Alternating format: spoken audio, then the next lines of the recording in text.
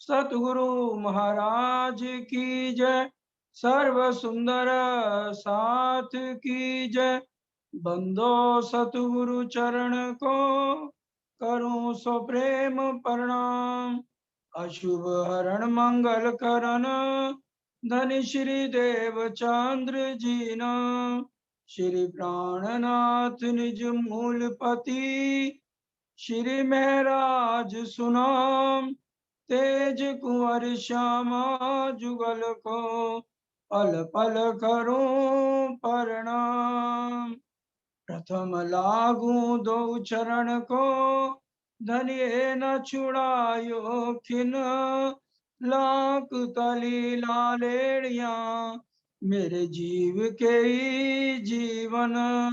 इन पांव तले पड़ी रहूं धनी नजर खोलो बातून। पलन वालू निरकू नेत्रे मेरे जीव के ही जीवन।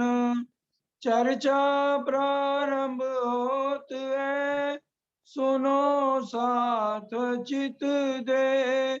भजो राज श्यामा श्री प्राणनाथ सखी जीवन हमारो हे। श्री महामती कहे साथ जी भया चर्चा का वखत। अब तुम सुनियो चित दे लाल आगे आए बैठे इन तखत। लाल आगे आए बैठे इन तखत। फिर जाहिर होए के आगे भीर चलाए। बल दीवान जी महाराज ने भेंट करी बनाए। भेंट करी बनाए। वह बखत महाराज जी को थी महू में अफगान। परम आदरणीय परम वंदनीय धाम धनी के लाडले सुंदर साथ जी, आप सबके चरणों में कोटि कोटि प्रणाम। वो अक्षरातीत धाम धनी प्राणनाथ जी शिरजी साहब ने जो तीसरी भूमि में दिल में लिया हुआ था कि तीसरी बार जब काल माया के ब्रह्मांड में सब रूहों की इच्छाओं को पूर्ण करने के लिए मैं आऊंगा तो उस समय पद्मावतीपुरी धाम में नूरी झंडा लगेगा। अब श्रीजी साहब 5000 सुंदर साथ को लेकर के किलकरा नदी पर, जिसे अमराई घाट भी कहते हैं, वहां पर जब धाम दुल्हा पहुंचे तो देखते ही परम धाम की बात याद आ गई कि यहाँ पर हमने नूरी झंडा लगाना। सुंदर साथ जी, एक बात आज बड़े ध्यान से सुन लीजिए और बाकी सुंदर साथ को भी ये बात जरूर सुनाइए। राजी ने पद्मावतीपुरी धाम को दिल में लिया हुआ है और 500 सुंदर साथ को उन्होंने धामी क्यों कहा? धामी इसलिए कहा क्योंकि 500 सुंदर साथ की सुरता मूल मिलावे में लग गई थी और 500 सुंदर साथ ने युगल स्वरूप के दर्शन मूल मिलावे में किए थे और 25 पक्ष का दर्शन भी धनी के साथ विहार किया था। इसलिए जैसे मोबाइल की चार्जिंग होती है, हम पद्मावतीपुरी अपने आप को चार्ज करने जाते हैं। सबके चरणों में प्रार्थना, पद्मावतीपुरी जाकर किसी भी धामी के अंदर कोई अवगुण नहीं देखना, तब तो हमारा जाने का फायदा है, तभी हमारे भाव बनेंगे, तभी हम निर्मल होंगे। क्योंकि पद्मावतीपुरी को ही कहा गया पन्ना परम धाम दे, करके प्रणाम दे आशिक को आराम दे। सकल दुख जात है कहत मस्तान, जाको लागी इश्कतान रूहें देखिए दीदार। श्री प्राणनाथ जी साक्षात घूमर जी में विराजे। अगर हम किसी भी धामी का दिल दुखाते हैं या किसी जो कोई अगर गलत भी है, हमने अपनी ये चरम दृष्टि नहीं लेनी। और इसलिए पूरे निर्मल भाव से जाना है। पद्मावती पुरी जो है पूरी नहीं है, हमारा धाम है। परम धाम के बाद अगर कोई धाम है, हजरते हज करी लेने को मक्का, फतेह करी दज्जाल की करी दारुल बक्का, पूछ करी दारुल बक्का। दारुल बक्का राजधानी जो हमारी पद्मावती पुरी है, महामंगलपुरी धाम सूरत से उन्होंने पद्मावती पुरी धाम की तरफ कूच किया। इस बात को जो याद रखेगा उसी का ही फायदा है, और अगर नहीं रखेगा तो प्राणनाथ जी ने कह दिया तुम्हें तुम्हारी माया में सहजे भोग जी। एक बात तो हम मान लें अपने सतगुरु महाराज की, धामधनी की जो वाणी में कही गई है उनकी बात। ठौर ठौर धाने दिए, मेला हुआ मध्य देश, यहीं पर 36,000 संयन का मेला है। आपको ज्यादा नहीं पसंद तो ज्यादा मत रहिए, सुबह जाइए शाम को आ जाइए, किसी के अवगुण नहीं देखने, कोई कुछ भी कहे किसी के बात में नहीं आना। हमें पद्मावती पुरी के लिए विरोध का कोई शब्द ना सुनना है ना कहना है, ये वो स्थान है। ये भाव लेकर अब हमने सारी बीतक समझनी है, जितने दिन रह गए हैं, और सबके चरणों में प्रार्थना, आप सब ने दिल देकर समझा है सारी बात को। अब सिर्फ 7-8 दिन की बात और है, इसी तरह से आपका सहयोग मिलता रहा तो पद्मावती पुरी और परम धाम के 25 पक्षों का हम सुंदर साजी रस पान कर पाए। अब छत्रसाल जी महाराज ने यह संदेशा भेज दिया, मेरा आना नहीं हो पाएगा तो आपसे प्रार्थना आप आ जाइए। तो कुछ सुंदर सा छड़ो छड़ो को लेकर शिरजी साहब मऊ पहुंचे, मऊ सानिया। तो दुन्नी दरवाजे के पास ये डेरा लगाया। अब छत्रसाल जी को पहचान हो गई कि यही 12 साल पहले इन्होंने मुझे बुद्ध जी का छाप का रुपया दिया था। जब तसल्ली हो गई तो उसी समय ईमान आ गया, और अब उसी जो है देखा चारों तरफ औरंगजेब ने विशाल सेना के साथ, ऊपर जब देखा गया कैमरे से तो लगभग 80,000 सेना थी। तो अब अंतिम प्रणाम करने के लिए आते हैं तैयार होके, अपने अंदर कवच लोहे के वस्त्र वगैरह पहन के शिरजी साहब के पास आते हैं कि हे धाम दुल्हा, ये मेरा आज पहला और अंतिम प्रणाम ले लीजिए, क्योंकि इतनी सेना विशाल है उसकी और मेरे पास सिर्फ 500 सिपाही हैं, इसलिए मैं आपके चरणों में प्रणाम करने आया हूँ। श्री राज रुमाल लेके सिर पर धरा महाराज। अब श्री जी साहब धाम दूल्हा जिन्होंने अपना शीश कमल से उतार के रमाल रख दिया, उनका शरीर तो बज्र का बन गया। किसकी हिम्मत है धामधनी के आशीर्वाद को अवेलना कर पाएगा। महाभारत में हम देखते हैं एक जीव गंधारी ने शिव की भक्तनी थी, आंखों से कई सालों बाद पट्टी खोल के अपनी नजर अपने बेटे दुर्योधन पर डाली तो उसका शरीर बज्र का हो गया, एक अंग पे नहीं गई, तो उसी कारण उसकी मृत्यु हुई। वो हम सारा किस्सा जानते हैं। और ये तो अक्षरातीत पार ब्रह्म है, जिन्होंने अपना ही रुमाल रख दिया तो उसके ऊपर किसकी नजर पड़ सकती। और फिर कहा छत्रसाल जी, आप आज जिस तलवार से लड़ाई करने जा रहे हैं वो दिखाइए जरा। बस अपनी तलवार को क्या करना था, तलवार म्यान से निकाली, बस मेर भरी नजर दोनों तरफ डाली और कहा आज आपको लड़ाई नहीं करनी है। आगे तो फौज आगे जाती है और सिपा सलार मालिक पीछे चलता है, लेकिन आज आपने आगे चलना है, और जब वो तुम्हारे पर हमला करेंगे तो आपने तलवार निकाल के बस घुमाते रहना है। एक तरफ पड़ेगी तो समझेंगे ये छत्रसाल की सेना है, दूसरी तरफ पड़ेगी वो इधर वालों को दुश्मन समझेंगे। समझा दिया। अब लोग तो जहरी है, उनकी तो बाहरी आंख है, वो बातें करने लगे।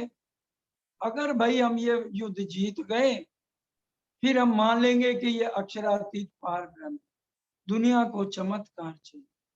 लेकिन धामधनी तो यहाँ अपने मोमनों के सिर पर खड़ा हूं मैं एक पाए, कितना बड़ा सिखापन है। अगर हम विश्वास करके चलते हैं, सुंदर साथ जी, बाल बिंका नहीं हो सकता। शुरू से देख लो, सदगुरु देवचंद जी चले विश्वास करके, आत्म बल के साथ चले, जंगल का रास्ता पार कराया, उनका सामान खुद उठाया। इसी तरह से जिस जिस मोमन पर जब जब संकट आया, धनी ने अपना अंग लगा दिया। आज हमारा विश्वास डोल जाता है, संकट आ जाते हैं, फिर हम कहते हैं हमने तो अर्जियां करी थी। विश्वास नहीं है तो अर्जियां भी बेकार है। पूरा पक्का विश्वास लेकर हमें धनी के साथ चलना होगा। अब महाराजा छत्रसाल जी प्रणाम करके यहाँ से विदा लेते हैं। तो यही हमारा हक है, लोक मांगे ए माजजे, लोग तो माजजे मांगते हैं दुनिया के, जब उसे फतेह करके आए श्री महाराज। तो फतेह तो होनी थी, जिसके ऊपर अक्षरातीत पार ब्रह्म स्वयं खड़े हों।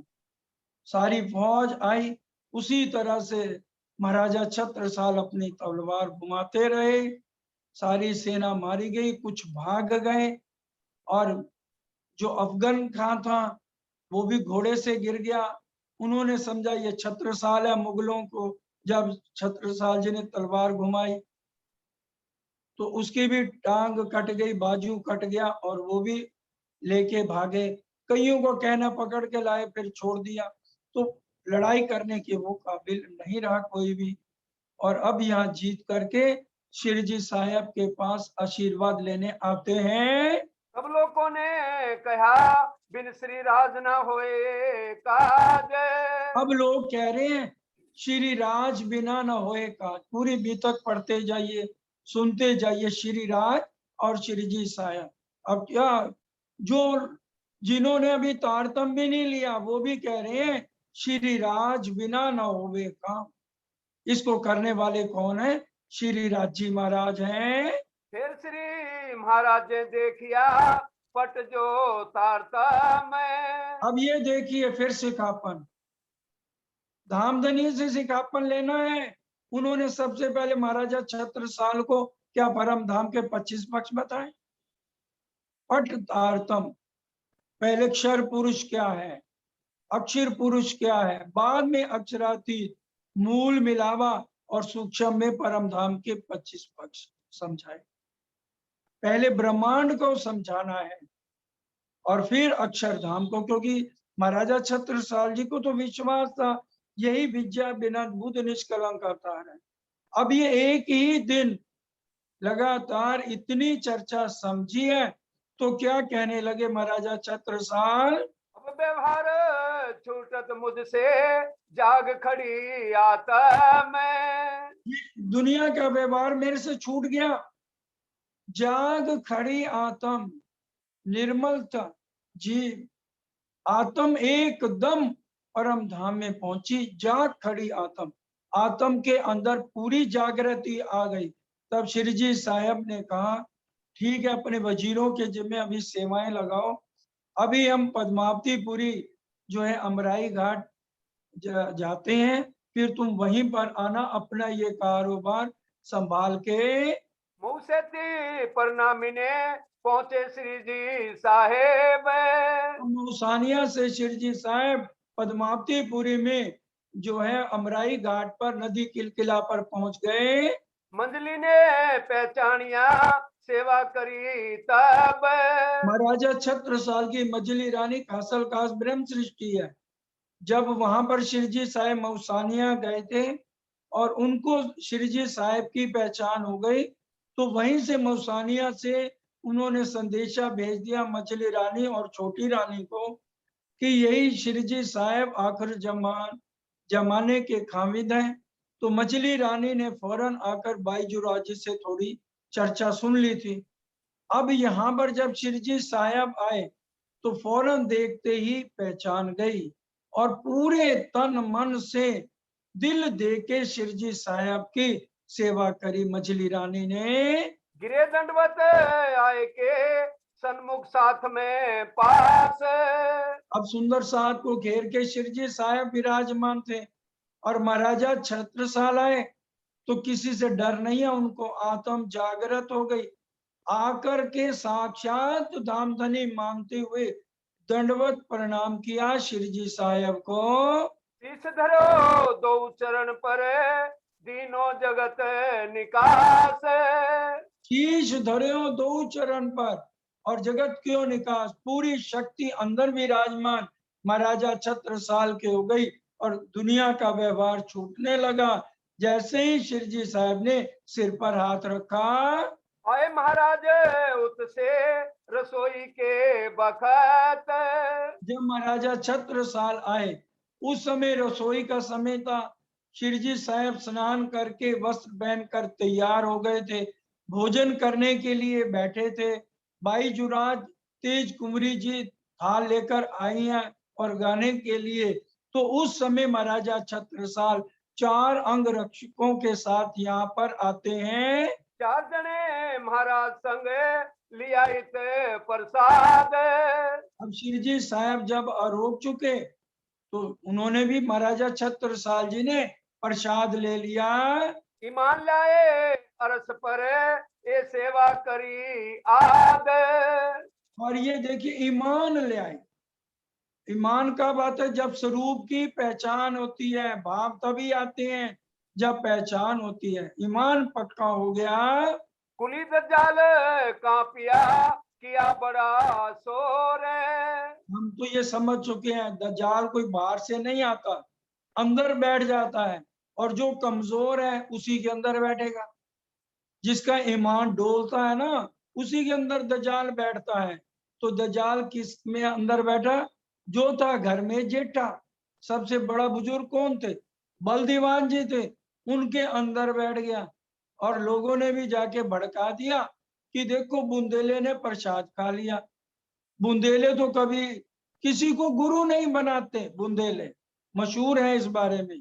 क्यों, किसी के आगे गर्दन झुकानी नहीं, मुर्गे की तरह आकड़ी रहनी है। और महाराजा छत्रसाल जी ने तो जो है अपना शीश भी झुका दिया, दंडवत भी प्रणाम कर ली, ईमान भी पूरा आ गया और प्रसाद भी ले लिया। जगाओ ने श्री महाराज को बहुत करी दज्जाल। बहुत दुष्टाई करी, बहुत बुरा भला कहा। हम ये ना सोचे कि हमारी घर गृहस्थ में लड़ाई होती। अब ये देख लो महाराजा छत्रसाल जी के भी घर में हो गया ना, कितना डिगाने की कोशिश की कि इनके ईमान को गिराया जाए, पर महाराजा छत्रसाल जी के ऊपर कोई असर नहीं। वो अपना एक ही धुन में श्री जी साहब धामधनी के चरणों पे समर्पित हो चुके हैं। ना भय श्री राज तरफ दलगीर हमेशा रहे खुशहाल। हमेशा परम धाम में हमारे धाम दूल्हा मुस्कुराते रहते हैं। कोई संकट आए, कुछ आए, बड़ी से बड़ी मुसीबत आए तो भी हमें मुस्कुराते जिंदगी काटनी है। लेकिन ये वही कर सकता है जो ये समझे कि मैं ये शरीर नहीं हूं, वही मुस्कुरा सकता है कि ये नाटक है सब। हम नाटक में आए हैं।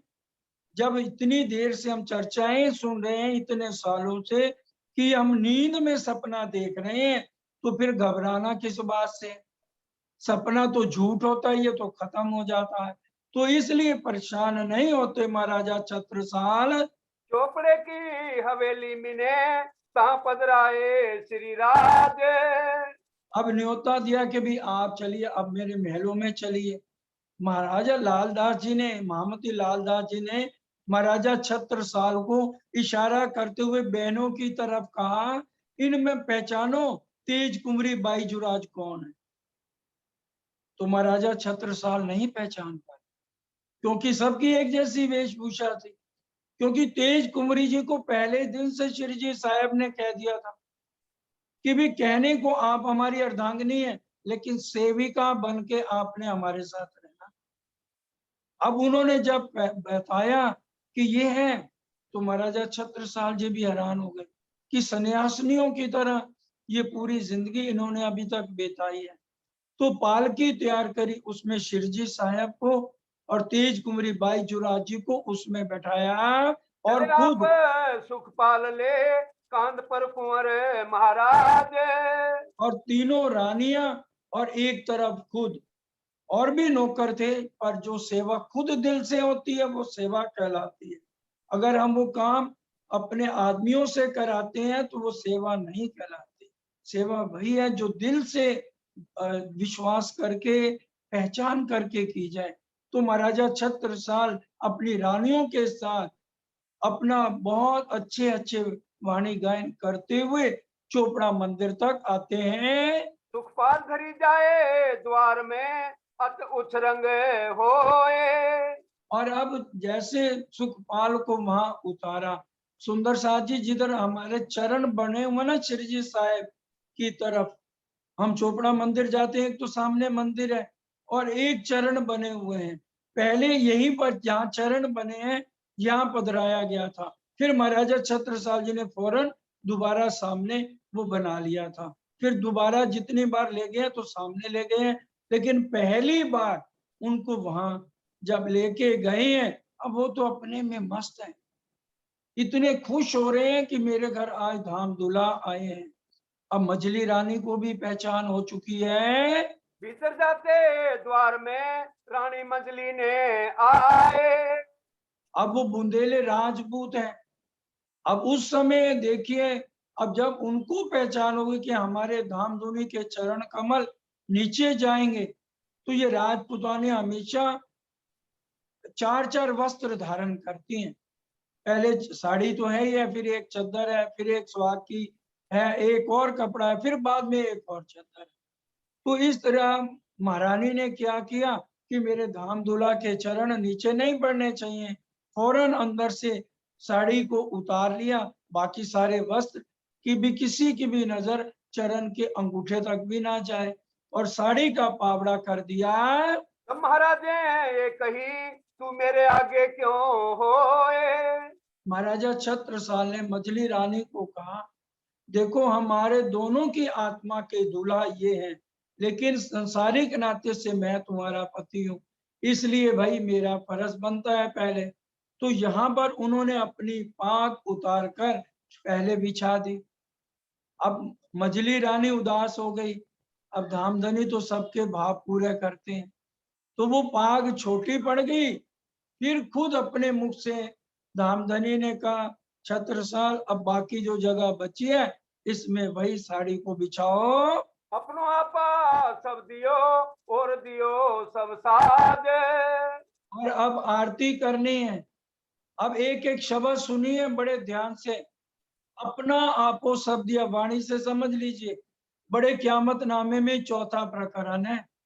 हम तो न्यौछावर रखते हैं भाई आरती करनी है, या मंदिर गए हैं भाई 500 डाल दो, 1000 डाल दो, ज्यादा पैसों वाला 2000 डाल दो भाई, यही करते हैं ना सुंदर साथ आरती के समय। लेकिन अब इन्होंने क्या किया, 5000 कोस की बस्ती, 1 लाख घोड़े, 1700 हाथी। अब इसका बातूनी अर्थ समझिए। 5000 कोस की बस्ती, ये मेरा शरीर 5 तत्व का, 1 लाख घोड़े, ये जो चंचल मन है ना, 1 लाख घोड़े को साधा जाए तब ये मन काबू में आता है। इतना खतरनाक ये कलयुग का मन है।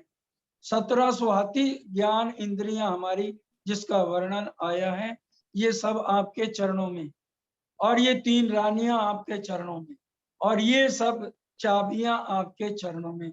ये न्यौछावर करते हैं। आरती निछावर करके कई धन धन दिन है आज। का आज मेरा दिन धन धन है। यही टीका यही पावड़ो यही निछावर आए। और यही टीका यही पावड़ो, ये जो मैंने पूरी जिंदगी में कमाया ये सब कुछ है। और अपना मैं पना जब सब कुछ रख दिया मन, तो अपना अहंकार, अपना ये शीश सब कुछ समर्पित है। श्री प्राणनाथ जी के चरण पर छत्ता बल बल जाए। एक भी चौपाई छोड़नी नहीं है, ये पूरा समझने वाला प्रकरण है। प्राणनाथ जी के दिन पर छत्ता बल बल जाए। सुंदर साथ जी, ये चौपाई जो आज हम बोलते हैं, बंदो सतगुरु चरण को करूं सो प्रेम प्रणाम, अशुभ हरण मंगल करण, धनी देव चंद्र जी नाम। श्री प्राणनाथ निज मूल पति, श्री महराज सुनाम, तेज कुंवर श्यामा जुगल, पल पल करूं प्रणाम। ये यहाँ पर उतरी है। जब उन्होंने ये बात कही, अमीरुल मोमिन कहा गया महाराजा छत्रसाल को, और किसी को अमीरुल मोमिन क्यों नहीं कहा गया? क्योंकि किसी ने भी श्री जी साहब के साथ तेज कुंवरी बाई जुराज को बैठा के आरती नहीं करी है। कई जने कहते हैं सूरत में करी, गलत। फिर उनको अमीरुल मोमिन कह देना चाहिए था ना। क्यों नहीं कहा भीम भाई को अमीरुल मोमिन? क्यों नहीं कहा और सुंदर साथ को, लालदास जी को क्यों नहीं कहा? इनको अमीरुल मोमिन क्यों कह दिया? कहीं पर ये चौपाई और नहीं आई। तेज कुंवरी को साथ बैठा, पूरी बीतक पढ़ लो। यहीं पर ही ये चौपाइयां आएंगी। इसलिए एक एक चौपाई को समझिए और सबके घर में बीतक है और उसको जाके पढ़िए। इसलिए आपको पहले समझा दिए ये बातें। अब एक एक शब्द सुनिए। श्री बाई जी को जोड़े श्री राज के बैठाए करे सने। श्री बाईजूराज की आरती नहीं करते महाराजा छत्रसाल, कहते हैं मैं आरती नहीं करता। पहले तेज कुंवरी जी को बैठाओ, क्योंकि तुम ही अक्षरातीत हो। महाराजा छत्रसाल ने कहा, युगल स्वरूपम विमला मचलम, मेरे को पहचान हो गई है। परम धाम में आप युगल स्वरूप में बैठे हो, ये शास्त्रों का श्लोक है। इसलिए जब तक आप तेज कुंवरी जी को नहीं साथ बैठाओगे, मैं जो है आरती नहीं उतारूंगा। ये चौपैया क्या आई महामंगलपुरी धाम सूरत में, जो यहाँ पर चौपैया आ रही हैं? इसीलिए इनको अमीरुल मोमिन कहा गया। क्योंकि हम 10-10 जगह सुन लेते हैं तो हम सोचते हैं नहीं नहीं वहां भी आरती उतरी है। चौपाई दिखा दो। हम तो वाणी से बात करते हैं सुंदर साथ जी, जो वाणी में लिखी है, बीतक भी वाणी ही है। हर प्रकरण पे महामती आया है। बिल्कुल जब तक बाई जुराज नहीं बैठे हैं साथ, उन्होंने आरती नहीं करी है। कहनी में ना आवही लगो जुगल सोने। कहनी में ना अभी लगा युगल सोने। मूल मिलावे में छत्रसाल जी ने देखा है युगल स्वरूप बैठे हैं। इसलिए देव जी कुंवरी जी को साथ बैठाया और उनके चरणों में प्रणाम किया कि मेरा युगल स्वरूप सोने है। क्योंकि ठीक है, क्या कहा श्री जी साहब को कि श्यामा जी तो आपके अंग है ना, लेकिन हम कौन है? श्यामा जी ने अंग है सुंदर सा। इसलिए जो हम जिनके अंग हैं, उनके बिना मैं कैसे आरती उतार सकता हूँ? इसलिए इनको लेकर के आओ। जब बैठाया गया साथ में, सेवा पूजा का बूटा ले। हाँ जी। सात समस्त के बीच में जुगल धनी बैठा है। सारा बैठा है और यहाँ बल दीवान और सारा पन्ना धाम इकट्ठा है। सात स्वरूप के बीच में जुगल धनी बैठा है। क्या ये चौपैया है सूरत के अंदर जो हम कहते हैं वहां आरती उतारी गई? युगल धनी यहाँ बैठाए गए। कहीं तुम साक्षात अक्षरातीत हो, हम चीना तुम्हें बनाए। कह रहे तुम साक्षात अक्षरातीत हो, हम चीना तुम्हें बनाए। सुरता गई मूल मिलावे में कह रहे हैं वहां आप अकेले नहीं बैठे सिंहासन पर, आपके बाएं अंग श्यामा महारानी है। इसलिए वहां पर ये चौपाई उतरी जो आज हम रोज बोलते हैं और शुरू से ही ये चौपाई बोली जाती है। जहां पर भी चर्चा होगी, कुछ भी काम होता है, किसी का मुहूर्त है, कोई शादी है, बंदो सतगुरु चरण को सबसे पहले ये क्यों बोला जाता है? ताकि अशुभ भी शुभ हो जाए। अशुभ हरण मंगल करण, धनी देव चंद्र जी नाम। उनका नाम लो श्यामा महारानी का, पहले सारे संकट दूर है। और युगल स्वरूप सो लाग्यो सने, परम धाम में मूल मिलावे में युगल स्वरूप है और युगल स्वरूप का ध्यान हमें करना है। और हमारी पद्धति में भी हमने सुना है कि भी हमारा संबंध युगल स्वरूप के साथ है।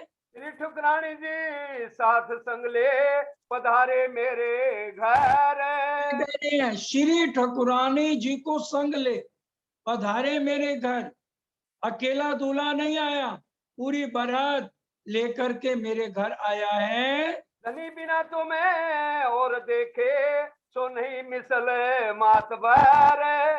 क्या कह रहे हैं? धनी बिना जो तुम्हें प्रभु या महाप्रभु कहे वो परम धाम का नहीं है। धनी बिना जो तुम्हें देखे मिसल नहीं मातबर, क्या वो ब्रह्म सृष्टि नहीं है। अब वाणी की चौपाई ले लो। आए आगम वाणी आए इत मिली, विश्व मुख करत बखान, धनी मेरा प्रभु विश्व का प्रगटिया परवान। दुनिया वाले करे ना नौ भक्तियां, तारतम लेके भी नौ भक्ति में समाज लगा रहे, हमें किसी से क्या मतलब है। जो 9 तरह की भक्ति में आज लगे हैं वो प्रभु और महाप्रभु उनके मुख से निकलेगा, उनके मुख से धनी निकल ही नहीं सकता। इसलिए इनको अमीरुल मोमिन का खिताब दिया गया महाराजा छत्रसाल। और कहा धनी बिना तुम्हें जो देखे वो परम धाम की आत्म नहीं है। अब तो कछु ना हमारो दे चुके हम शीश। और क्या कह रहे हैं? अब हमारा कछु नहीं है, मेरे पास मेरा है ही नहीं कुछ। मेरा जितना कुछ था, चाबियां, ये रानियां और 5000 कोस की बस्ती, लाख घोड़े, ये पढ़ लेना। बड़े क़यामतनामा को साथ लिया है। चौथे प्रकरण में ये शब्द आपको मिलेंगे। और फिर हाथ जोड़ के खड़े हो गए महाराजा छत्रसाल। कहते हैं मेरे को फकीरों के मेले में लो, और नंगे पांव खड़े हो गए कि मेरे अंदर इतना भी अहंकार या मैंपना नहीं आना चाहिए। पर हो ना आप बस करो जानो सो बख्शीश। मेरे पास मेरा कुछ नहीं रहा, अब जैसे जानो जो जानो त्यों रखो, धनी तुम्हारी में। इसलिए जो रखना है वैसे करो। तब बोले श्री राज जी देखे राणा पातशाह सब। क्या कहते हैं? हमने राणा पाशाह बहुत देखे जिन्होंने गुरु पूजन किया। एक लव्य ने भी द्रोणाचार्य को गुरु बनाया, राम भगवान ने भी वशिष्ठ की पूजा की, शिवाजी ने भी रामदेव अपने गुरु रामदेव जी की पूजा की।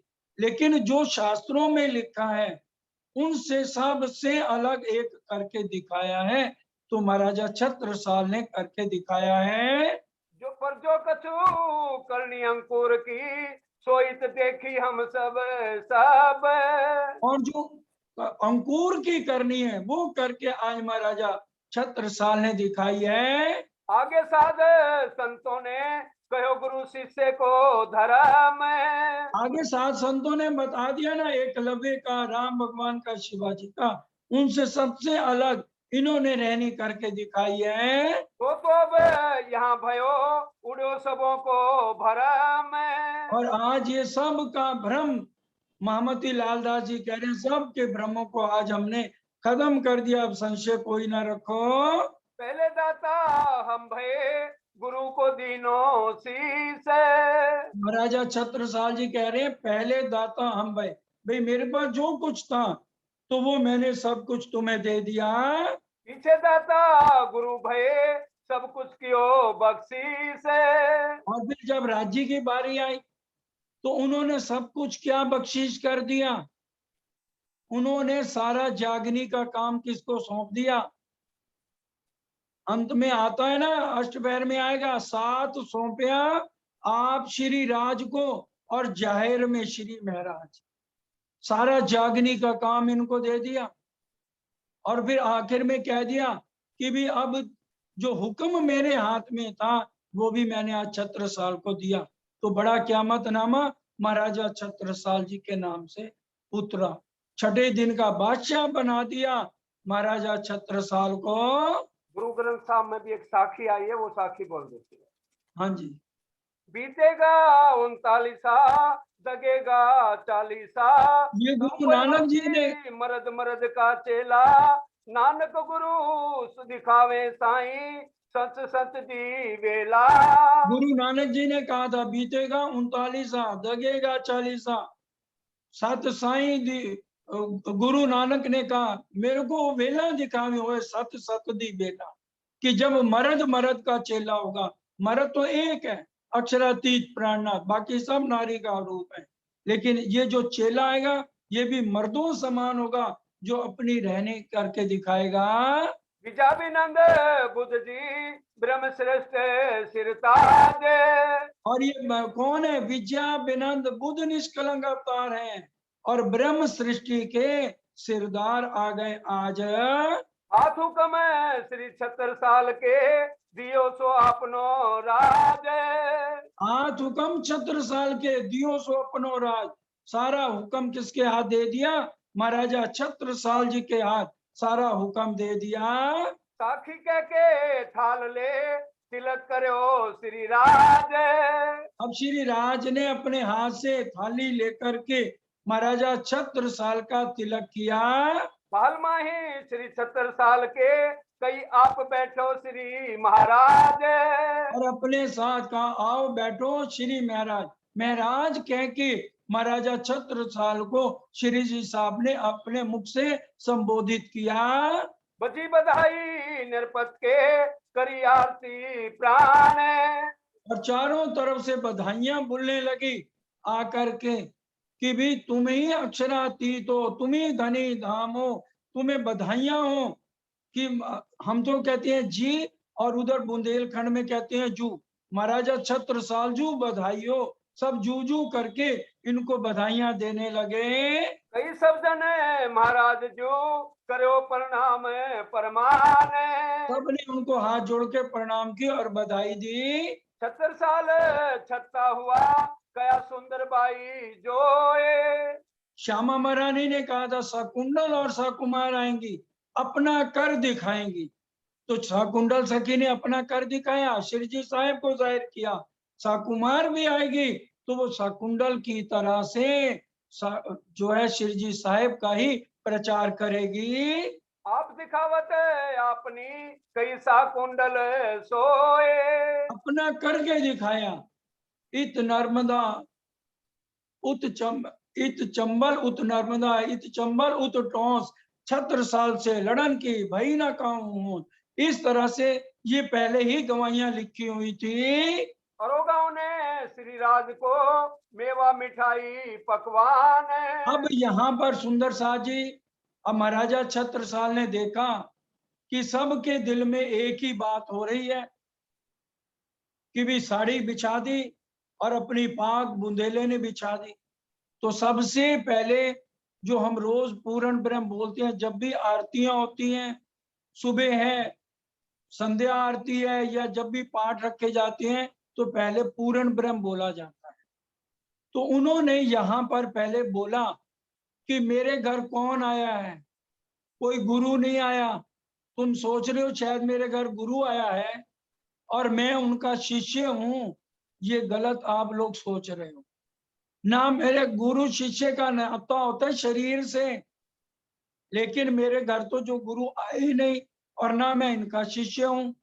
और परमात्मा ना ये परमात्मा है जिनका मैं भगत हूं, क्योंकि परमात्मा की भक्ति किससे होती है?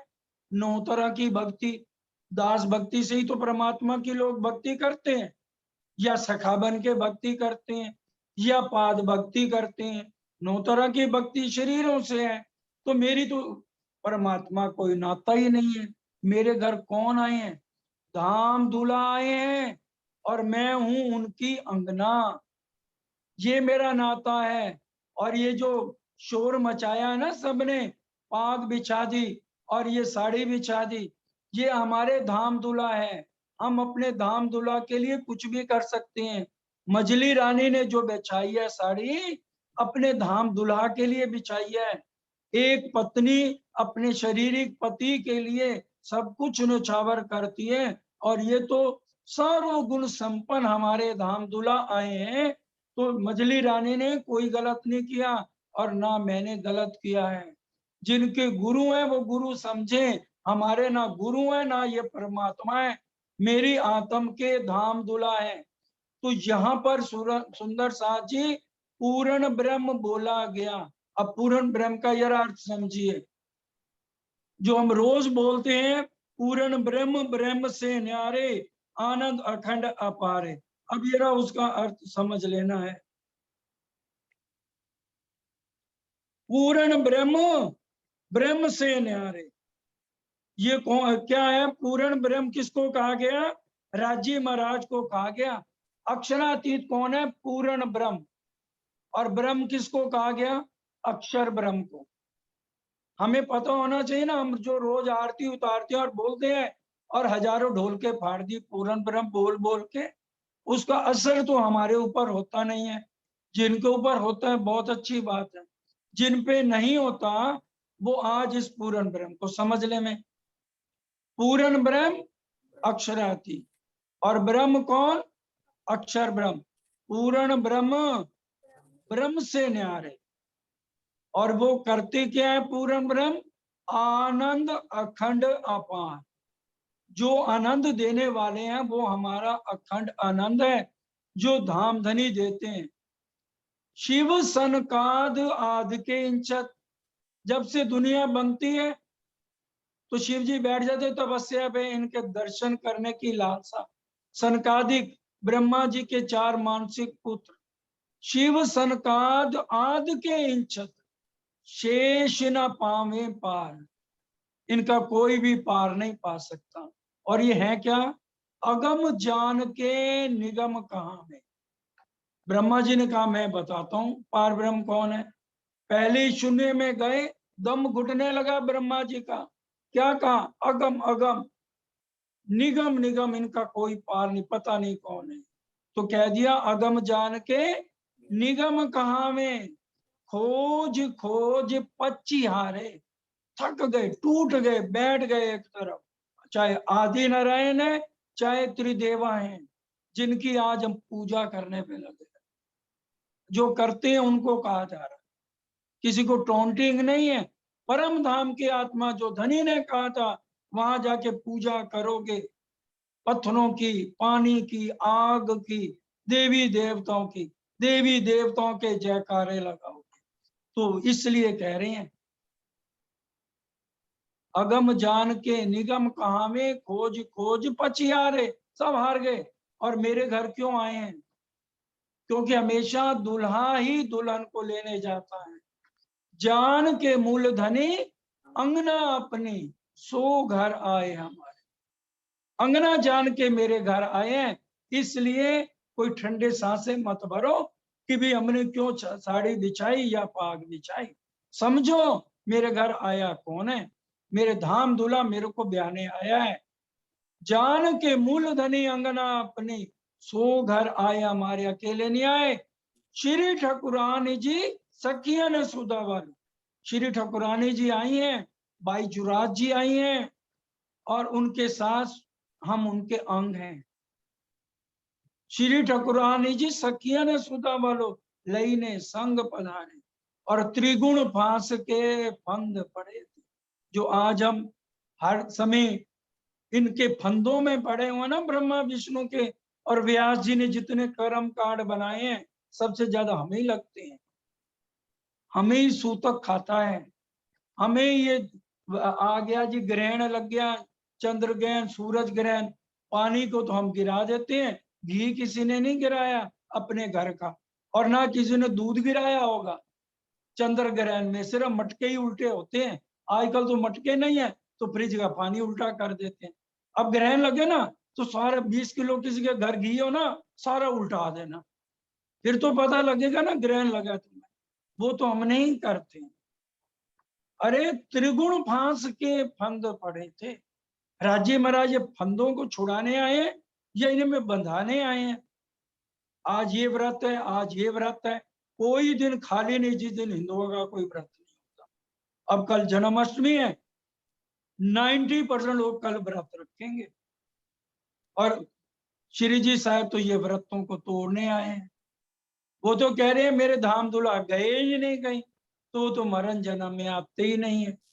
तो हम आज उन्हीं चक्रों में आज भी समाज और ही उलझता जा रहा है। तो त्रिगुण फांस के फंद पड़े थे, सो फंदा निर्वारे। तो मैं ऐसे अपने दूल्हा पर वारी वारी क्यों ना जाऊं? वारी वारी जाऊं मैं अपने पिया पर, शोभा मुख से नावे। इस शोभा का वर्णन अखंड शरीर ने अस्थिर आकार है, मिटने वाला शरीर, वहां की शोभा का वर्णन कैसे कर सकता? शोभा मुख से ना आवे, सिंहासन आसन बैठाड़ू, छत्र साल घूमता है। फिर जाके वो आरती उतारते हैं। जब दोनों जने बैठ गए, अब उस समय तो देखो कोई भी आभूषण नहीं था, नए बने थे, इसलिए महाराजा छत्रसाल ने अपने जो वस्त्र, उनकी नई कोई पोशाक थी, उसको श्री जी को पहनाया गया। और मझली रानी ने अपनी नई साड़ी और आभूषण जो थे, उस समय तेज कुंवरी जी को श्यामा जी का स्वरूप बनाया कि तेज कुंवरी को श्यामा जी के स्वरूप में देखा गया। तभी हम बोलते हैं तेज कुंवर श्यामा जुगल। तेज कुंवरी जी को श्यामा जी के स्वरूप में देखा महाराजा छत्रसाल ने, और इंद्रावती जी को देखा श्री राज के। तभी तेज कुंवर श्यामा जुगल पल पल करूं प्रणाम। तब यहाँ जाकर के आरती उतारी है। और आज फिर 56 तरह के भोग बने। तो उस समय ये भोग बोला जाता है, जो अब आज हम सब मिलके गुनगुनाएंगे साथ साथ हमारे। जीवन आए श्री राज महाराज भवन में, दीन दयाल चल सुखदायक, ब्रह्म श्रेष्ठ सिरता ज महाराज भवन में। नाम श्री मामती आए पद्मावती, सखियां जगा मन काज, महाराज भवन में। ले सिर पाग पावड़ा कीनो, पाग का पावड़ा किया है। छक रहे सकल समाज, महाराज भवन में। कनक सिंहासन आसन ऊपर, वसन भूषण सब साज, महाराज भवन में। तन मन धन ले न्योछावर कीनो, लौकिक लोपानो लाज, महाराज भवन में। दूध दधी और माखन मिश्री, बन फल अनेक इलाज, महाराज भवन में। बहु पकवान मिठाई मेवा, शाक पाक घृत ताज, महाराज भवन में। जीवत युगल जोड़ी सुख पावत, सायब गरीब निवाज, महाराज भवन में। अचवन कर मुख पान सुवासित, सतगुर सत्य जहाज, महाराज भवन में। मोहन सखी पिया सब विध पूरन, धन धन इत उत आज, महाराज भवन में। बड़े भाव के साथ इस समय श्री जी साहब तेज कुंवर जी को युगल स्वरूप बैठा करके उनको इकट्ठे थाल बड़े प्यार से और गाया गया। और फिर सारी संगत ने भी बड़े प्यार से भोजन, ये प्रसाद लिया है, लंगर लिया है। आनंदी न सुख को कहो न जाए परमान, इस आनंद का वर्णन बिल्कुल भी नहीं किया जा सकता। जो थे उन्होंने वहां पूरा आनंद लिया है। फिर और बेर बुलाए भीतर ले सुख पाल, और फिर और बार लाए, लेकिन भाव में कमी नहीं आई। उसी तरह से पालकी में बड़े प्यार से किलकिला नदी से शिरजी साहब और बाईचुराज को बैठा के लाया जाता था। और इतनी देर में ये बंगला जी जब तक तैयार नहीं हुआ तो बहुत बार इस तरह से पालकी में ही बैठाकर लाते थे। पधराए अपने घरों अतहित कर प्यारे, बड़े प्यार से हेत करके अपने महल में ले जाते थे। भूषण पहराए भली भांत सो कियो बड़ो मनुहार। अब देखिए पहले दिन आभूषणों का वर्णन नहीं आया है, अब नए आभूषण बन गए हैं उनका वर्णन आया है कि राज्य के लिए भी और श्यामा महारानी तेज कुंवरी जी के लिए भी पूरे अलग अलग भूषण, गले के हार हैं और ये पोंची है रेशमी धागे से बनी हुई, कड़ा है, पूरा परम धाम का भाव लेकर के पूरा श्रृंगार युगल स्वरूप को कराया गया। और भूषण कई भांत के ले आगे धरे आए, और अनेक तरह के भूषण मछली रानी ने श्यामा महारानी तेज कुंवरी जी को पहनाए। तन मन धन सो कियो सब न्यौछावर। चरण सिंह जी दोबारा चौपाई पढ़िए धीरे धीरे। तन मन धन सो कियो सब न्यौछावर। समझ नहीं आई चौपाई आपकी, आपका नेट वीक है थोड़ा बहुत। हो सकता है फिर मेरे नेट में प्रॉब्लम हो। तन मन धन सो कियो सब न्यौछावर। हाँ, अब आवाज आ गई। तन मन धन क्यों सब ने उछावर। तन मन से तो सेवा कर ही रहे हैं, धन भी जितना है पूरी सेवा दिल से भाव से कर रहे हैं। हाथ जोड़े ठाडे भये सिफत भई सब पर। अब ये देखिए बीतक में आया ना, हाथ जोड़ ठाड़े भय, इसी तरह से बड़े क़यामतनामे में चौथे प्रकरण में भी पढ़ लेना। हाथ जोड़कर सबसे पीछे खड़े हो गए, कह रहे मेरे को फकीरों के मिलावे में लो, सब कुछ न्यौछावर कर दिया। सिफत भाई सबसे ऊपर इनकी सिफत हुई है, इसलिए इनको अमीर अल मोमिन कहा गया। पहचान पूरी करी सेवे धनी कर धाम। अब ये चौपाई किसी भी ना तो लालदास जी के लिए आई है, पूरी बीतक पढ़ लीजिए।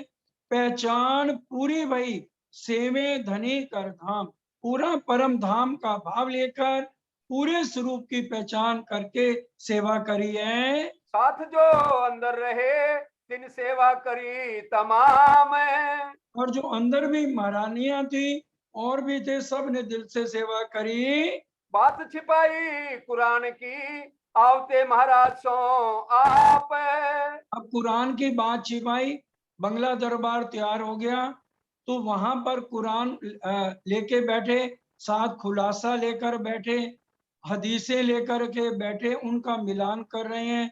लालदास जी चौपाई बांच रहे हैं, सिर्फ 2-4 सुंदर साथ और बैठे हुए हैं और छुप करके ये बात कर रहे हैं। बात छिपाई कुरान की आपते महाराज सो आप की छिप के ये बात कर रहे थे तो इतनी देर में महाराजा छत्रसाल आ जाते हैं। बैठे सब एकांत में ऐसे में आए महाराज। और जब बैठे थे एकांत में तो ऐसे में महाराजा छत्रसाल आ जाते हैं। यहाँ भी सिखापन है, अगर दो जने बात कर रहे हैं बीच में हमें टोकना नहीं चाहिए। महाराजा छत्रसाल देखिए कैसे बात करते हैं, ये बीतक हमें सिखाती है, इसलिए बीतक पढ़ी जाती है। उठना कैसे है, बैठना कैसे है, खाना कैसे है, छोटे के साथ कैसे बात करनी है, बड़े के साथ कैसे बात करनी है, हर एक का सिखापन बीतक दे रही है। दूर बैठे मन विचारिया यूं क्यों बैठे हैं आज।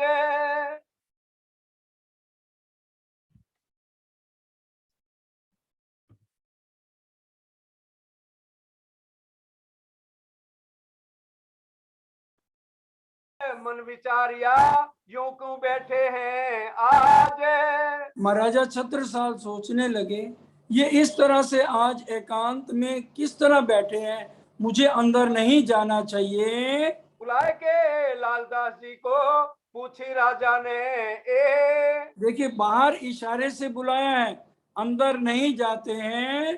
तुम कहा गुप्त पांचत हो हमको कहिए ते। कि हमको बताओ आज गुप्त क्या बात रहे हो। अब महाराजा छत्रसाल को लालदास जी क्या कहते हैं? तब कहा उत लाल जी ने हमको हुक्म नाही। अब चाहते तो बता सकते थे ना लालदास जी, अगर हम होते तो मैं तो बता देता भाई। लालदास जी क्या कह रहे, हमें ये सिकापन लेना है। लालदास जी कहते हैं मुझे हुक्म नहीं है, मैं हजूर में जाके पूछ के आपको बताऊंगा। जाए लाले पूछी हजूर में, तब बुलाए हजूर श्री महाराज। लालदास जी अंदर गए, पूछा कि ऐसे महाराजा छत्रसाल कह रहे हैं। तो महाराजा छत्रसाल जी को शिरजी साहब ने अंदर बुला लिया। कही ये जो बात कुरान की तुम सो छिपाई लो आज। जो कुरान की बात आज तक छिपाई थी, सिर्फ आपके जो चाचा बलदीवान हैं उनके कारण ये बात छिपाई गई थी। सोए अब कहते हैं इनमें बात अपनी है सब। अब महाराजा छत्रसाल को कहते हैं मैं अब ये बात तुम्हें बता रहा हूँ, इसके अंदर कुरान के अंदर तुम्हारा नाम, मेरा नाम और सतगुरु देवचंद जी का नाम, सबका नाम इसके अंदर आया है। या दिन जो बीती हम तीनों में सो सब लिखी तमाम। और जो हम तीनों में बीती हुई बातें हैं वो सारी कुरान के अंदर लिखी गई हैं। ये बात सुनते महाराज को जोश जो बढ़ो जोर।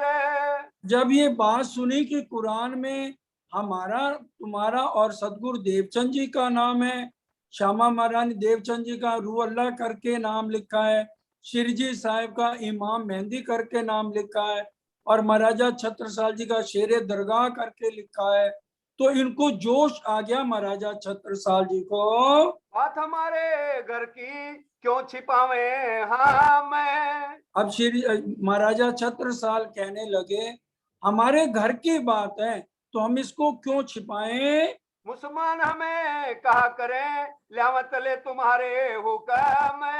तो मुसलमान हमारा कुछ भी नहीं बिगाड़ सकते, मैं सकुमार को पकड़ के आपके चरणों में लाऊंगा। कहा दी मोमिन बिना और ना देखे कोई। हक हादी मोमन बिना और न देखे कोई, कि इसके अलावा मोमनों को और कुछ भी नहीं देखना है। और बात हमारी ये सुनो जो ये बात सुन लावे ईमान। और महाराजा छत्रसाल जी ने क्या कहा, आज हमारी एक बात और सुन लो जो मैं कहने जा रहा हूँ, जो एक बात सुन के ईमान लेकर आएगा। श्री छत्रसाल तीन ऊपर तन मन धन कुर्बान। तो महाराजा छत्रसाल उसके ऊपर तन मन धन सब कुर्बान करेगा। और वाणी में भी ये चौपाई आई है, या मोहम्मद के दीन में जो कोई लियावे ईमान, छत्रसाल तीन ऊपर तन मन धन कुर्बान।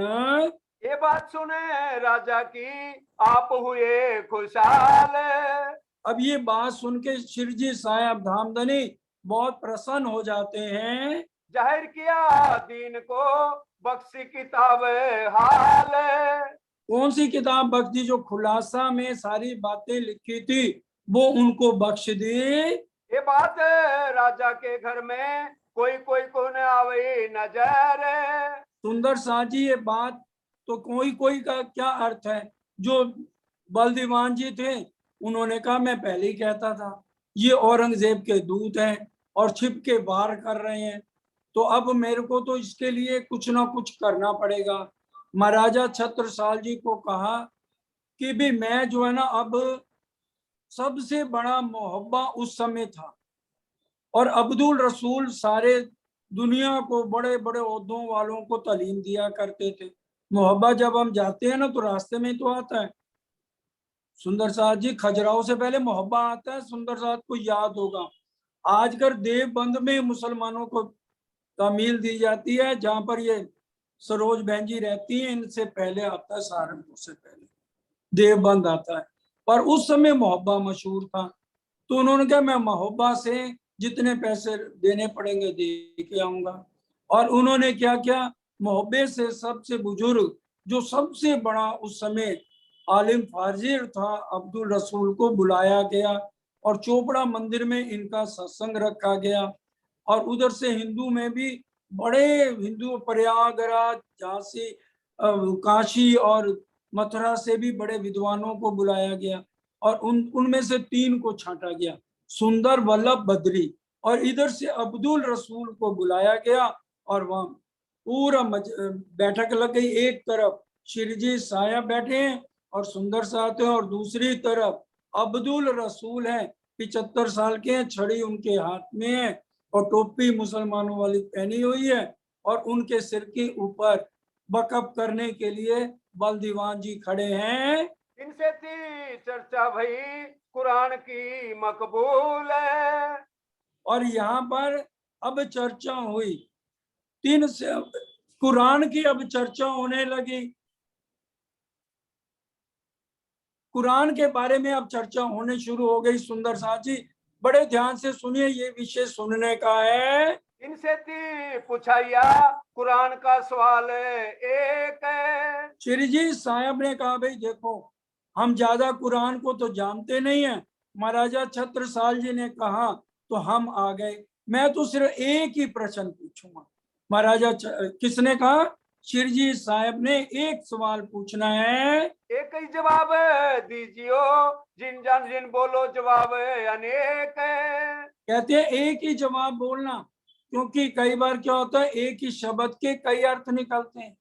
अब जैसे हाथ है, इसको पानी भी कहते हैं और आकाश भी कहते हैं। सिया राम सकल जग जानी, करूं प्रणाम जोर जो पानी। तो हाथ का अर्थ पानी से भी आ जाता है और आकाश से भी आता है, इसलिए एक ही जवाब देना।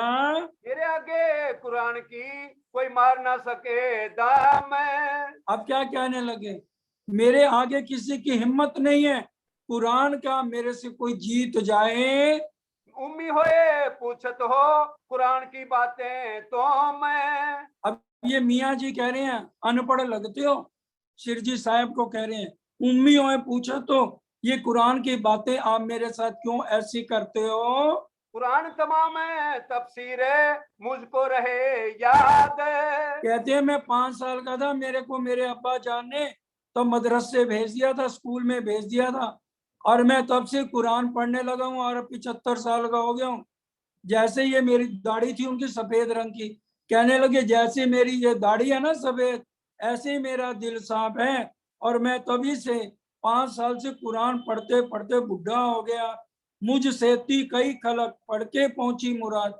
और ये जितने बड़े बड़े ओहदों पे आज अफसर लगे हुए हैं ना, ये मेरे से तालीम ले चुके हैं। इस वास्ते तुमको डरत है कोई ना लावे ताब। श्री जी साहब की नरमाई देखो, किसी से कैसे बात करनी होती है। कहते हैं इसलिए तो भाई मैं डर रहा हूं कि तुम्हारे सामने मेरे से भी कोई गलती ना हो जाए। हम सवाल पूछत हैं तिनका दो जवाब। मैं एक ही सवाल पूछता हूँ, उसका जवाब दो। क्यों दुनिया की पैदाइश लिखी बीच कुरान। अब शिरजी साहब ने कहा दुनिया की पैदाइश कितने तरह की है, कुरान में कहाँ लिखी है? पहला सुपारा है अल्लफ लाम मीम, दूसरा है सैकुल सुपारा, तीसरा है तिलकर रसूल। अब ये शिरजी साहब ने पूछा ये कहाँ पर दुनिया की पैदाइश लिखी है? समझ जवाब दीजियो है बात बड़ी फिरकान।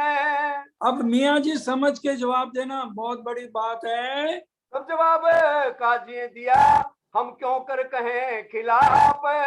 तब काजी ने कहा अगर कुरान और तफसीर हुसैनी और मेरी जबान में फर्क आ जाए, तीनों एक बोलेंगे, अगर कोई फर्क आ गया तो मैं हार मान जाऊंगा। बूढ़े हुए पढ़ते हमारे दिल हैं साफ। अरे मैं कुरान पढ़ते पढ़ते बूढ़ा हो गया, बचपन से पढ़ने लगा, दाढ़ी की तरह मेरा दिल भी साफ है। जो कदिए कुरान और भांत बोले। अगर कुरान और मेरी जुबान में फर्क आ जाए तो तुम आगे हार ही दम ना मार सके। मैं अपनी हार मार लूंगा। अब्दुल रसूल ने कही 5 भांत की पैदाइश लिखी अल्लाह कलाम। कुरान में 5 तरह की पैदाइश लिखी है। खबर कोई ना पावही पड़ी खलक तमाम। अब वो मियाँ जी समझ गए ये जो इन्होंने प्रश्न किया मामूली नहीं है। क्या कह रहे हैं, खबर कोई ना पावी, किसी को पता नहीं है, सारी खलक पढ़ पढ़ के गई है। सब कुराने आगे धरी, खोल देखो किताब।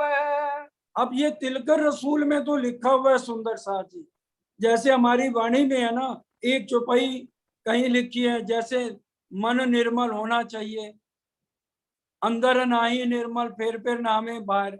दूसरी चौपाई 10 पेज छोड़ के लिखी है, मन मैलो धुओ नहीं धुओ तुम आकार।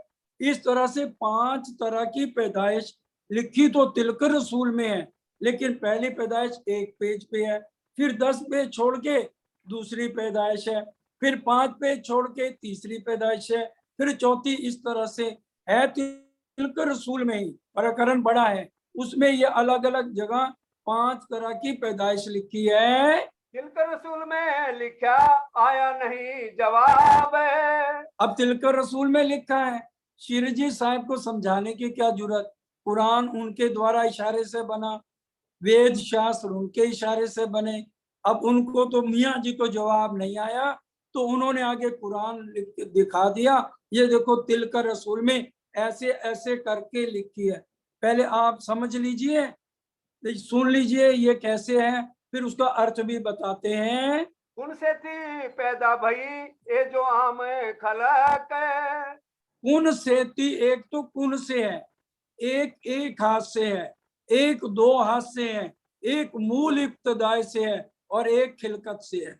ये 5 तरह की पैदाइश कुरान के तीसरी जगह तिलकर रसूल में लिखी हुई है। अब ये कुन से क्या है, कुन से यह है कि जब इस ब्रह्मांड की उत्पत्ति हुई तो कुन आदि नारायण अंडे में से निकले, तो उन्होंने क्या कहा, एक अस्मि बहुश्याम, मैं एक हो जाऊं, एक हूं अनेक हो जाऊं। तो ये है कुन से, मतलब जीवों की सारे ब्रह्मांड की उत्पत्ति, ये है पहली पैदाइश कुन से।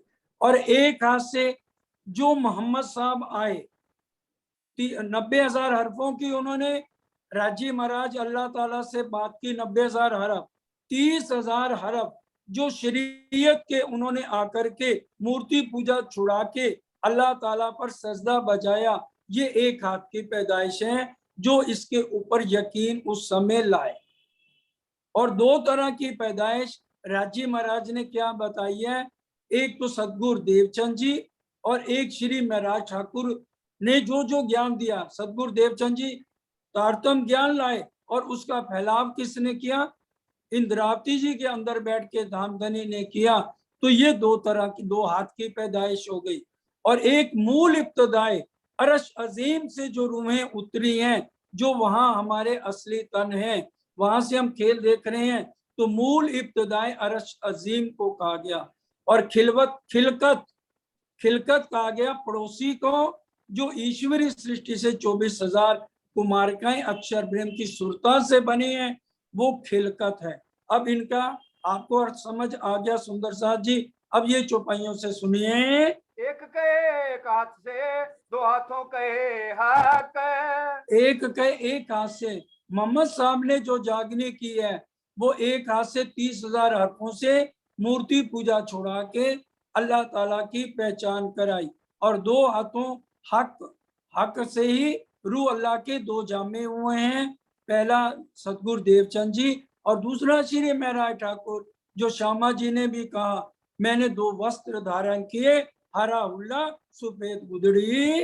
और एक जमात को ले आए उठाए तबदाए। और एक जमात को मूल इब्तदाए अरश अजीम से लेकर के आए हैं। और एक खिलकत और से ये पांचों की पैदाए। और खिलकत पड़ोसी को कहते हैं, ईश्वरी सृष्टि को, जो 24,000 कुमारिकाएं अक्षर ब्रह्म की हैं, उनको खिलकत का नाम दिया गया है। तब पूछा अब्दुल रसूल को, तुम हो किन में। बस ये समझिए, ये श्री जी साहब ने पूछा, बोलो श्री प्राणनाथ प्यारे की जय। ए मियाँ जी, बस इसके बाद मैंने कुछ नहीं पूछना।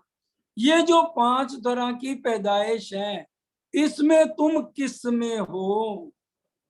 अब मियाँ जी के तो पसीने छूट गए। अब उनका तो उनको अर्थ पता है, उनका मतलब है ये पूरे ब्रह्मांड जीव सृष्टि का है। अब उसके अलावा जो 4 तरह की पैदाइश है, जिसके पास तारतम्य नहीं है, जिसके पास जागृत बुद्ध निज बुद्ध नहीं है, वो इन सवालों का जवाब दे नहीं सकता। अब मियाँ जी को जवाब कहाँ से आवे? सबका जी के दिल में भई जो दुदली। अब दुदली घबरा गया, परेशान हो गया, कभी कुछ बोलता है, नहीं नहीं नहीं नहीं, खिलखत खिलखत, नहीं नहीं नहीं नहीं, इब्तदाई नहीं नहीं नहीं नहीं, ऐसे दुदली बातें करने लगा। तब जवाब आया नहीं, तब बात कही बिचली। जब जवाब नहीं आया तो थथला के बोलने लगा। तब बलदीवान ने कही ए मियाँ तो मैं। अब बलदीवान जी थे, कहते क्या हो गया मियाँ जी, घबरा क्यों रहे हो? पानी की जरूरत है तो पानी पी लो, तुम्हारे सामने रखा है। भूल के बात करत हो, छूटा वह हुक्म। भूल के बात क्यों करते? पर अब मियाँ जी की तो हालत खराब है। अब वो तो पहचान गए, छूटा वह हुक्म कि भी यही इमाम मेहंदी है। तब काजी कदमों लग्या, किया सजदा हाक। बोलो श्री प्राणनाथ प्यारे की जय। की जय। इतना बड़ा काजी श्री जी के चरणों में गिर गया, दंडवत प्रणाम की। हम तहकीक पहचानिया, ये बात बड़ी बुजुर्ग। वो कहने लगे हमने तहकीक पहचान लिया, यही आखिरी जमाने के खामिद हैं।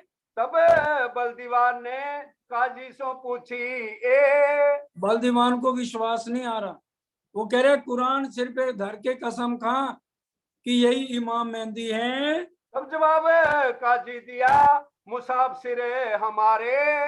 अब काजी तो डरा नहीं, उसने फौरन कुरान अपने सिर पे उठा लिया और कसम खाई। जो हम झूठ बोले ही, तो यही हमको मारे। अगर मैं झूठ बोलूं तो ये मेरा अभी नाश हो जाए, यही हमको खत्म करे। ये तहकीक जमाने का खाविंद, जो करी थी शरत।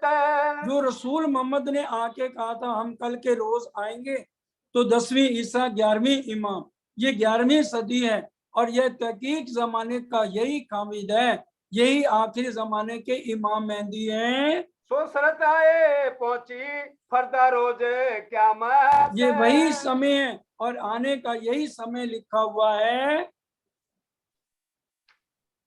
जेर भये सब पंडित,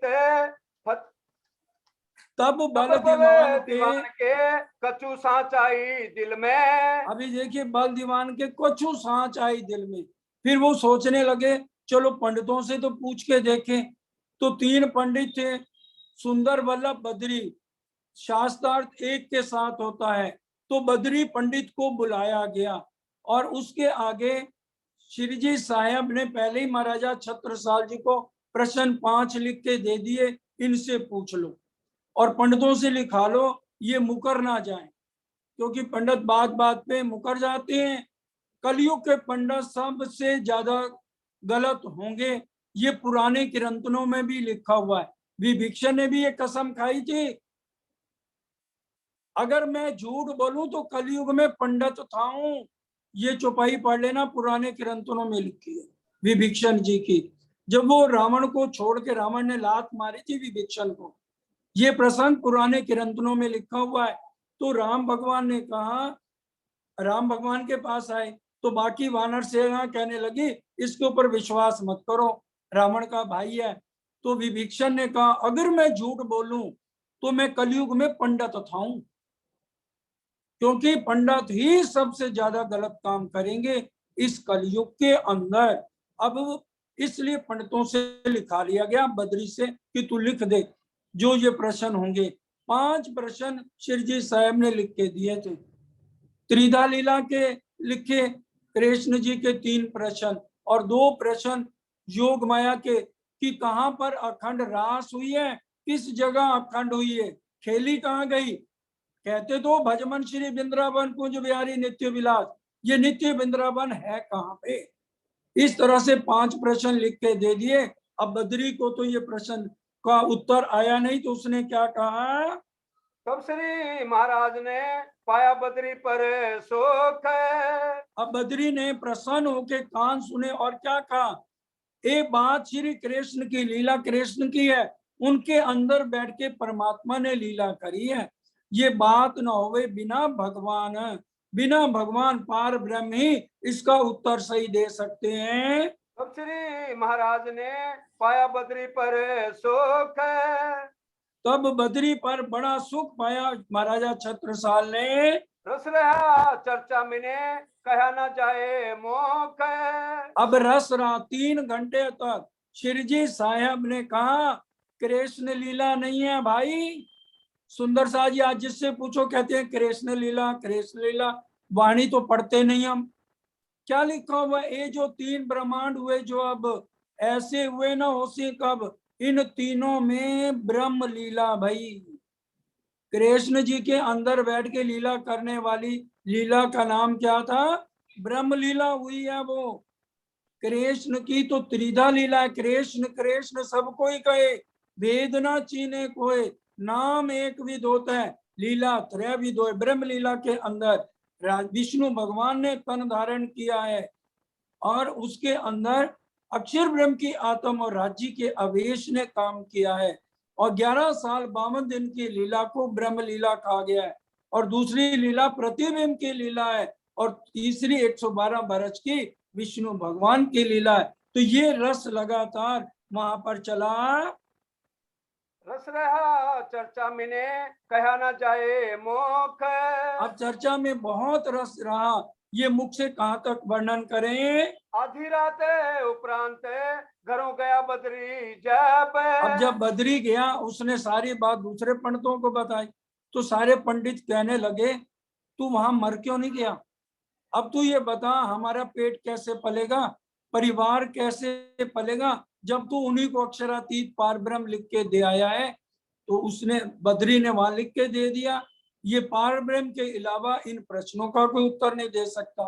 अब वो कहने लगे सारे पंडित बद्री को कि भी तू अब यहाँ आराम कर, हम तेरे को श्लोक बना देते हैं और तू दोबारा जा बलदीवान जी के पास। अब अगले दिन सुबह बद्री जो है लेकर प्रश्नों को गया। छत्रसाल जी के पास जाने की तो हिम्मत नहीं है, वो खुद विद्वान है, उनको तो श्रीमद् भागवत सारी आती है। अब बलदीवान जी भी खुश हो गए। अच्छा, अब इन्होंने जाके कहा अरे बधाई हो, हमने तो आपके गुरु महाराज को जिता दिया, नहीं तो वो हमारे से कैसे जीत जाते। हमने तो रात को इसलिए उनको कह दिया कि वो ठीक बोलते हैं। अब जो है लेके महाराजा छत्रसाल के पास गए। महाराजा छत्रसाल ने कहा लिया भागवत और बता ये प्रश्न कहाँ लिखे हैं। ये अपनी अकल से तुमने श्लोक बना दिए, जैसे आज भजन हम अपनी मर्जी से बना लेते हैं, इसी तरह से तुमने श्लोक बना लिए और तुम कह रहे हो कि भी ये श्लोक है, बता भागवत। अब वो क्या कहते हैं बद्री जी, ये प्रश्न भागवत के हम सो सब जानत। ये महाराजा छत्रसाल ने कहा मैं तो सारी बातें जानता हूँ भागवत की, झूठी बातें बनाए के करने लगे ईत। तुम झूठी बातें बनाकर आके हमें गुमराह करते हो। तब उसे महाराज को चढ़ी बड़ी रीस। तब महाराजा छत्रसाल को उस समय बहुत गुस्सा आया। कहीं बुंदेला इन्हें गुरु ना करें, कोई ना नवावे शीस। और क्या कहा, अब इनको आज के बाद इन पंडितों को कोई गुरु नहीं करेगा, कोई भी शुभ कार्य के लिए इनको नहीं बुलाएगा और ना इनके आगे शीश झुकाओगे। इनकी पट्टी सिर पर अब बांधियो जिन्हें कोए। और शादी के टाइम इनसे मुकुट भी नहीं बंधवाना है।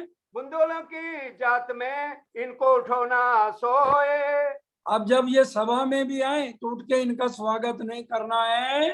सुंदर बल्लभ बदरी भले मिले कलमाए। अब देखिए सुंदर बल्ब बद्री हैं, ये तीनों 14 विद्या निपुण हैं, फिर भी इनको अब बिना तारतम के बिना जागृत बुद्ध के कोई भी इन प्रश्नों का उत्तर दे ही नहीं सकता है। फिर भले दीवान आगे भाई जो चर्चा जोर है। अब फिर बल दीवान जी के आगे बद्री ने क्या कहा, सब पंडितों मिलके मेरा चित्त दिया मरो।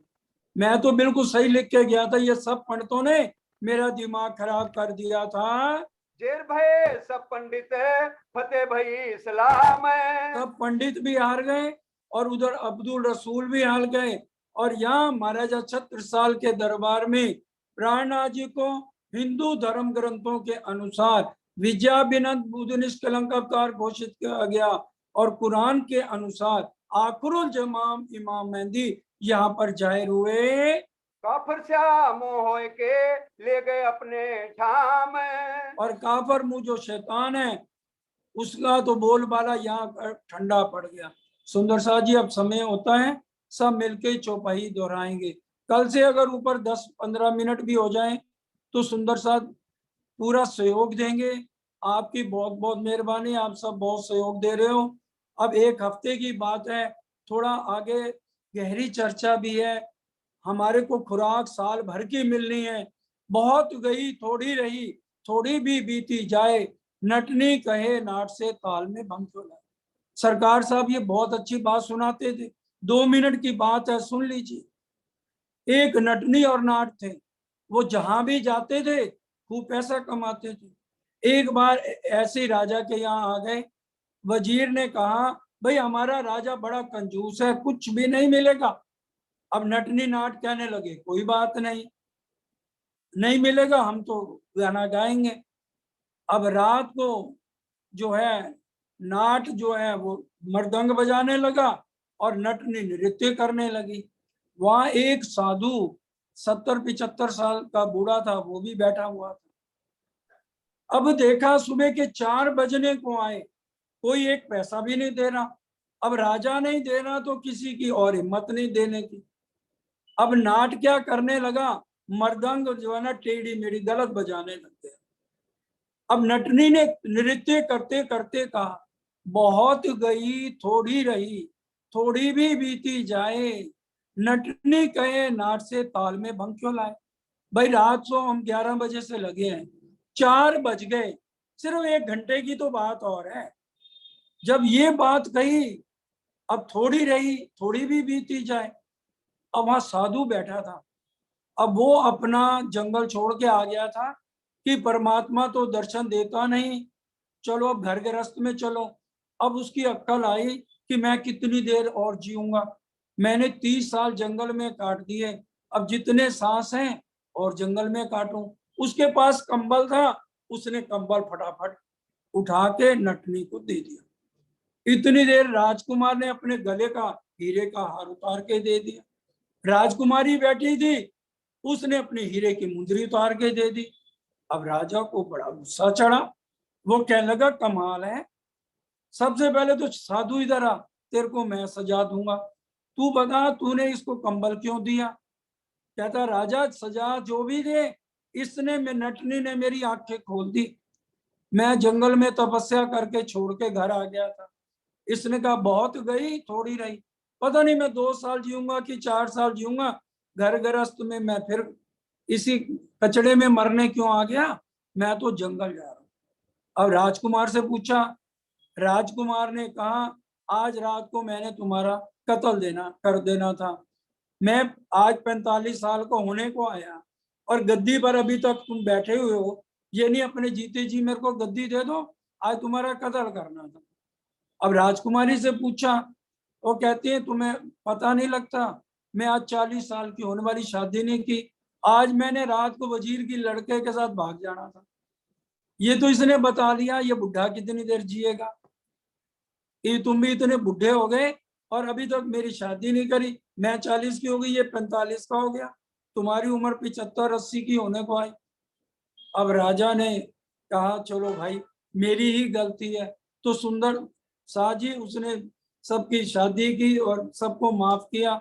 वही बात आपसे है सुंदर साजी, आज इतने दिन हो गए, गिन के 1 हफ्ते की बात और है, बहुत गई थोड़ी रही, बस थोड़ा सा सहयोग आप और दीजिए और ये ब्रह्मवाणी फिर राजी ने चाहा तो साल बाद हमें फिर ये रहने की बातें सुनने को मिलेंगी। अब सब मिलके चौपाई दोहराएंगे। बोलो श्री प्राणनाथ प्यारे की जय। ले गए अपने ठाम। ले गए अपने ठाम, शेर भय सब पंडित, जेर भय सब पंडित, फतेह भई सलाम। फतेह भई इस्लाम, काफिर सा मोह के काफर श्यामो के ले गए अपने ठाम। देख अपने ठाम। बोलो श्री प्राणनाथ प्यारे की जय, बोलो श्री धाम के धनी की जय, बोलो श्री सतगुरु महाराज की जय। पिया